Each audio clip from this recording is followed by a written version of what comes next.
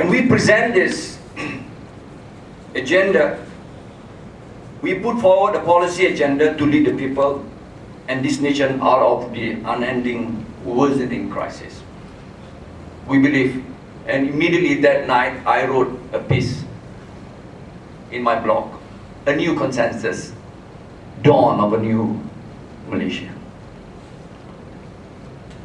Let me say this, that the last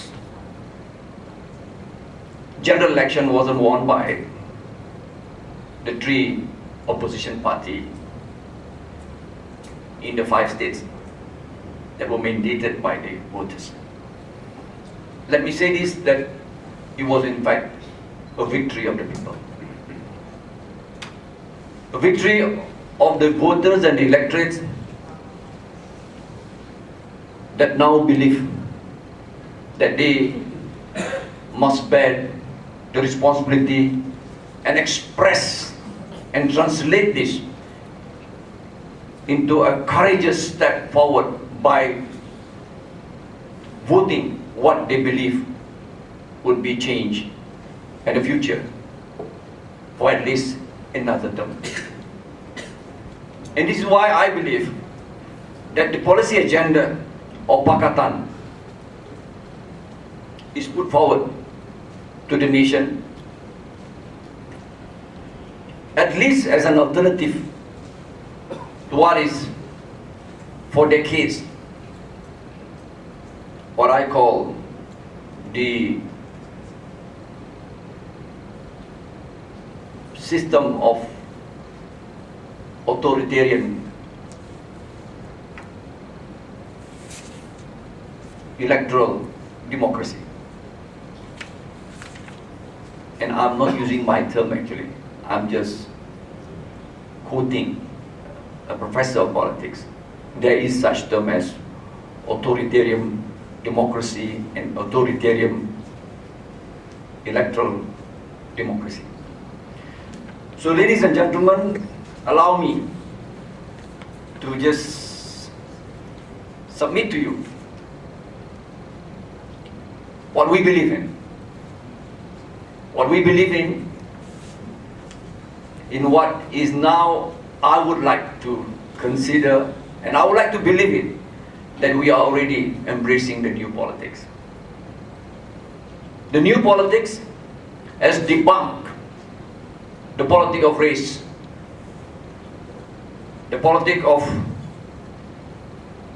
narrow ethnic policies. When passed, decided to be in the coalition pact,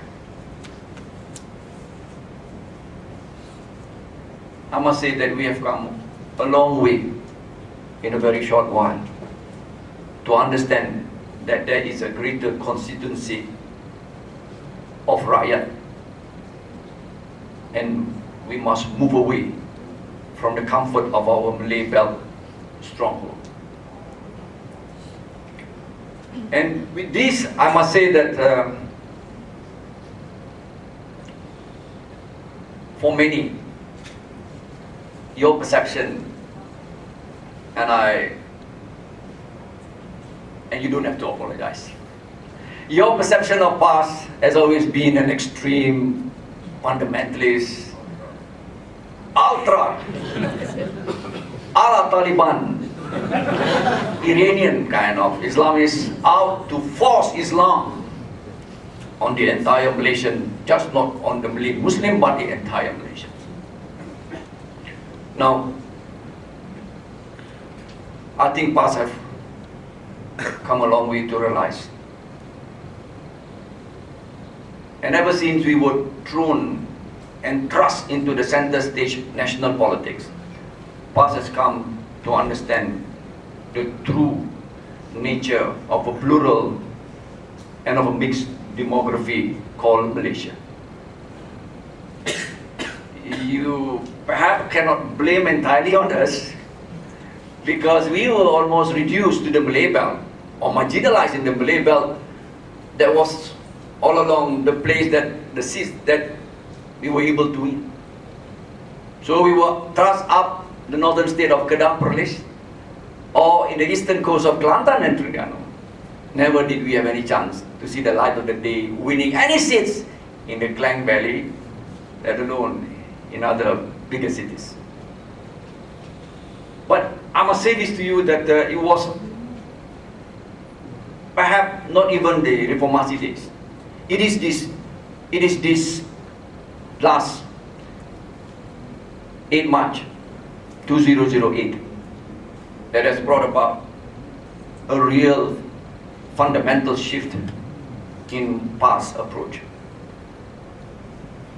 Not to just simply win election, I must say, as much as our position in the usage of the name of Allah by the Catholic Christians is not just appeasing or trying to win a broader voters' support. Let me say this to you. But we have come to realize that Islam demands us as such. It is what is textual in the Quran as move us to understand that the universal message of Islam in the time of the Prophet, may peace be upon him, in Medina, in the first so-called Islamic government on earth, after the migration of the Prophet from Mecca to Medina, Medina was a truly plural society. And indeed, Medina was minority Muslim, not even majority though. We are here majority, Muslim. But how could the Prophet, through his advocacy and social interactions, elected and appointed together not just the Muslim clans of Aus and Khazraj of Medinan society, but the tribes of Bani Qurayza, they were Jews. Bani Qaynuqa, they were Jews. Bani Nadir, they were Jews. They were Christians. They were worshippers of idols, the Mushrikeen. So we came back, revisited the true Islamic teaching and the embodiment of the Prophet, and we realized that Islam must be able to relate and communicate with a truly plural society.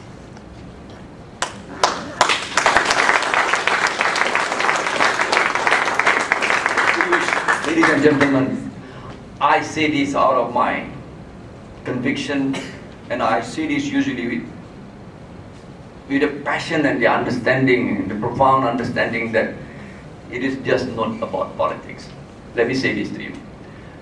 And let me just rush to what my good friend Y.B. Siva mentioned earlier. And coming from the perspective of an Islamist Democrat, we have now always, and this is where we fall flat on our face, when we are not able to communicate our message. And politics is all about perceptions, like it or not. It's not about the truth. It's about, if you are sincere, but if people perceive you as not being sincere, that's it. It's about how people perceive you, right? And the perception on us is that we are unable to make others comprehend our message. In 2004, we launched the Islamic State document. We have become what they call us, the unelectables. What was an asset to us has become the greatest liability to us, because we fail to make others understand us. And that is, in politics, suicidal at its best.